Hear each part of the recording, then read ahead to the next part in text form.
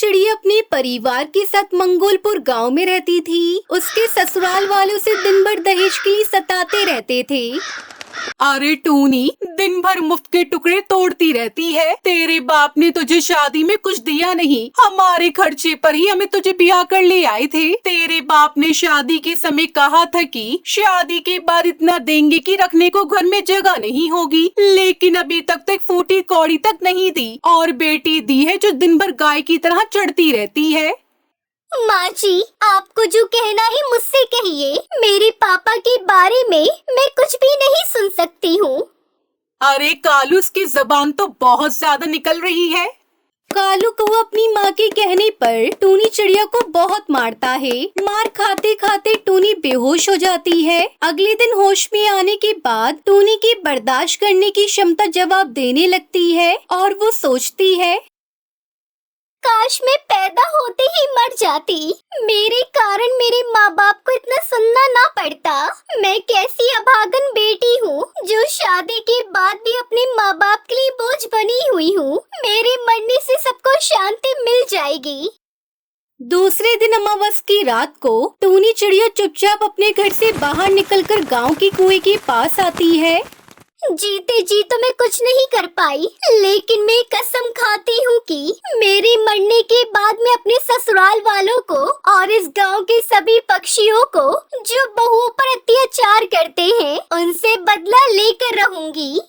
टूनी चिड़िया कुएं में कूदकर अपनी जान दे देती है। उधर कालू टूनी को पूरे घर में ढूंढता है। टूनी के न मिलने की खबर वो गांव वालों से छिपा लेते हैं, लेकिन अगले दिन गांव के पक्षी कुएं पर पानी भरने आती है और उनकी चीख निकल पड़ती है। हाय दैया, ये किस चिड़िया के जेवर है? अरे ये तो बहुत महंगे लग रही है।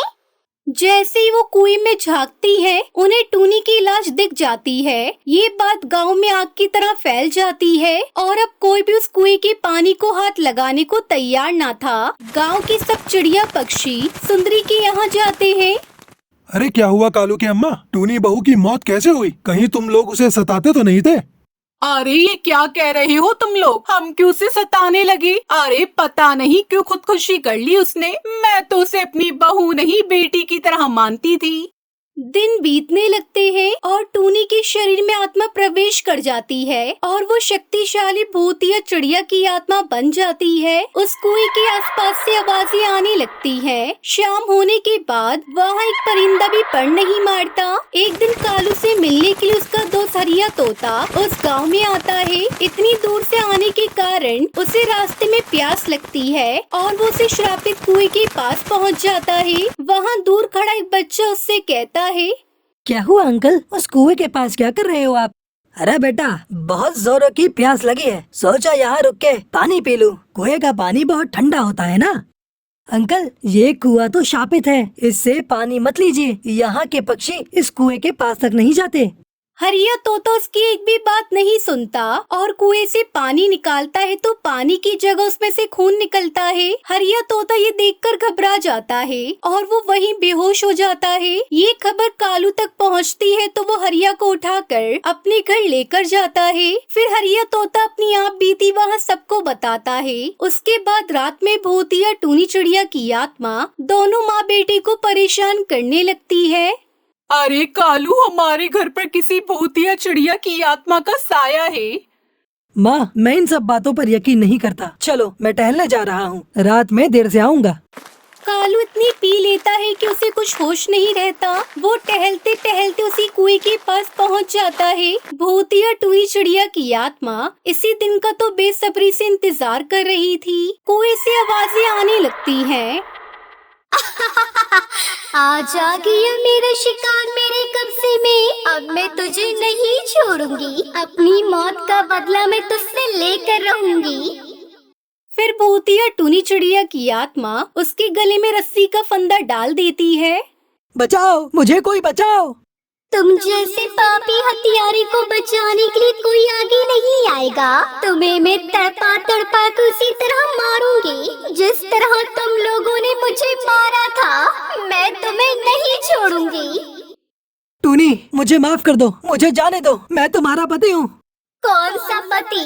जिस पति ने मुझे जीते जी सुख का पानी पीने नहीं दिया, वो पति आज खुद पर आई तो अपनी जिंदगी की दुहाई मांग रहे हो, और वो सुंदरी पक्षी के नाम पर कलंक है, उसे भी मैं नहीं छोड़ूंगी। भूतिया टूनी चिड़िया की आत्मा कालू की रस्सी कसकर उसे कुएं में लटका देती है और वो मर जाता है। अगले दिन कालू को वहाँ लटका देखकर गांव वालों में डर पैदा हो जाता है। अब भूतिया टूनी चिड़िया की आत्मा रोज रात को आवाज लगाकर किसी न किसी को अपनी तरफ खींचती और उसे मारकर कुएं पे टांग देती। ऐसा लगता है जैसे गांव में मौत का तांडव चल रहा हो। और इस कुएं पर ये क्या लिखा है खून से? बेटियों को जीने दो, दहेज मांगकर उन्हें मरने पर मजबूर मत करो। जो मेरे साथ हुआ है अब मैं किसी और के साथ नहीं होने दूंगी। अब समझ में आ रहा है कि बात क्या है। जो टूनी मरी थी ना, वो ही ये सब कर रही होगी। कालू और उसकी माँ ने उस पर दहेज के खातिर बहुत अत्याचार किया होगा, इसलिए टूनी ने खुद ही कुएं में कूदकर जान दे दी। अब टूनी को न्याय हम लोगों को ही दिलाना होगा। गांव के सभी पक्षी मिलकर सुंदरी के घर जाते हैं और उसे घर से निकालकर इतना मारते हैं कि मार खाते खाते वो मर जाती है। ये सब भूतिया टूनी चिड़िया की आत्मा देख लेती है। मुझे मारने वाले आज मौत की घाट उतर गए। जो भी इस गांव में दहेज मांगेगा उन पक्षियों को मैं मौत के घाट उतार दूंगी। मेरे साथ जैसा हुआ मैं ऐसा किसी और के साथ नहीं होने दूंगी। और अब गांव वाले इस कुएं का नाम भूतिया टूनी चिड़िया की आत्मा रख देते हैं और अब इस गांव में दहेज प्रथा पूरी तरह से समाप्त हो जाती है।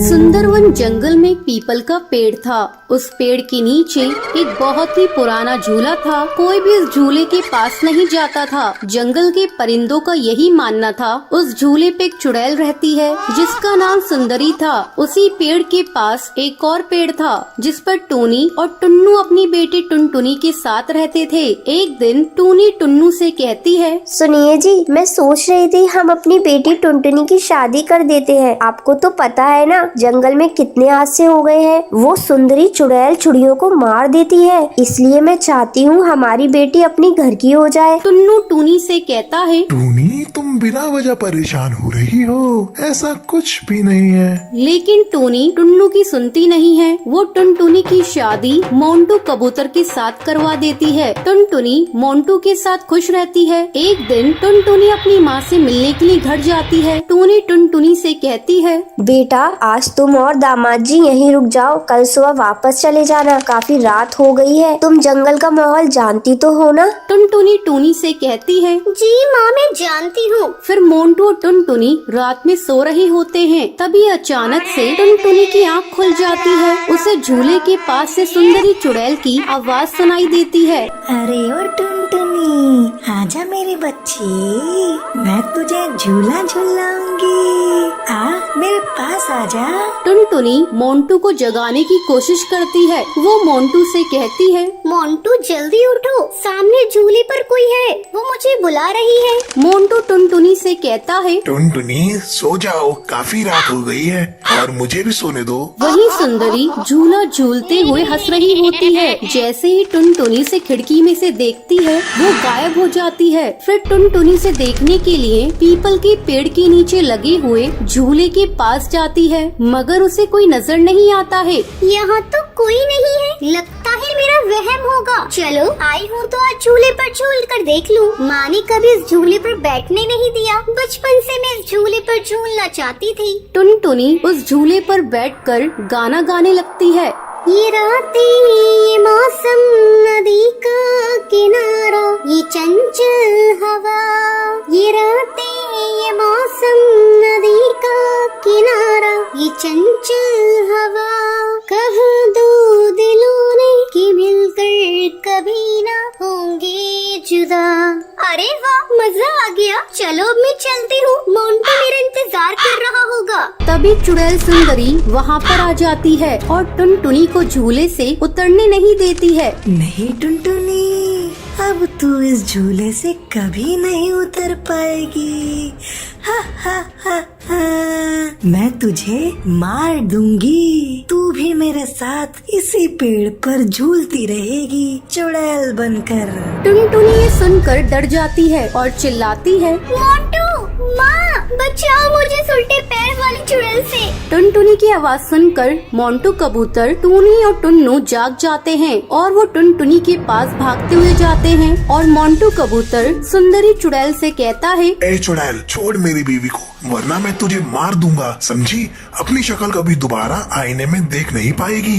सुंदरी मोंटू से कहती है, अच्छा तू मुझे मारेगा? हा हा हा। चल मार के दिखा, देखूं कितना दम है तेरे में। टुनटुनी चिल्ला रही होती है,